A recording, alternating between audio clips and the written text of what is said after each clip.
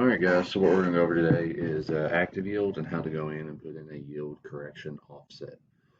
So where we want to go first is we want to hit our menu button, machine settings, calibrations and procedures, and active yield.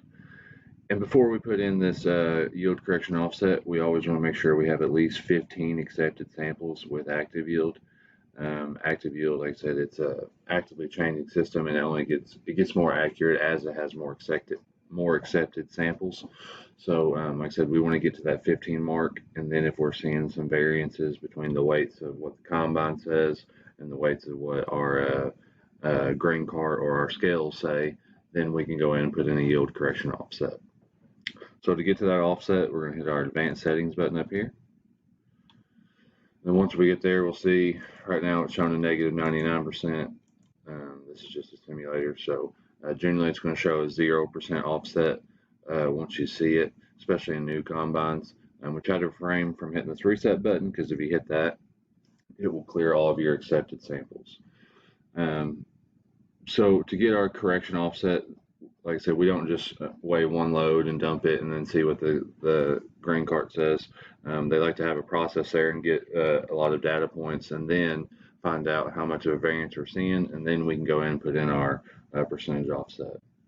So the basic guide to this percentage offset is that if your combine weight is lower than what your scales are saying, then you need to put in a positive offset.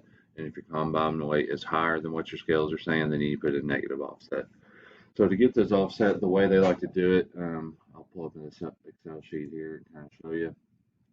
The way they like to do it is they want you to take 5 full hopper loads, 5 full grain tank loads on the combine, and you're going to record each weight of what you get on the combine and also record each load of what you get on the grain cart. So they want you to get these five full loads, and then you add up the combine total and add up the grain cart total, and then you calculate the percentage difference between the combine total and grain cart total. And then they want you to do this 3 times. So 15 full grain tank loads, and they want you to do that 3 times, kind of 3 sets of 5 is the way I describe it, and calculate the percentage difference each time.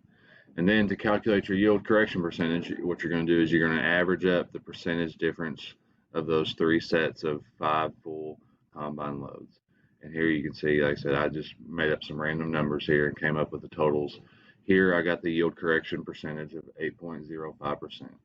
So as you can see, my combine totals right here, they're always lower than my grain cart totals. So I'm going to go in and put in a positive offset because my combine is lower than my grain cart. Like I said, you would just go vice versa if your combine was higher than your grain cart. So I calculated, I believe it's 8.50%. So I would go here and type in, can't do decimal, so we would just do 8% and hit OK. And then that's how we get our active yield yield correction percentage.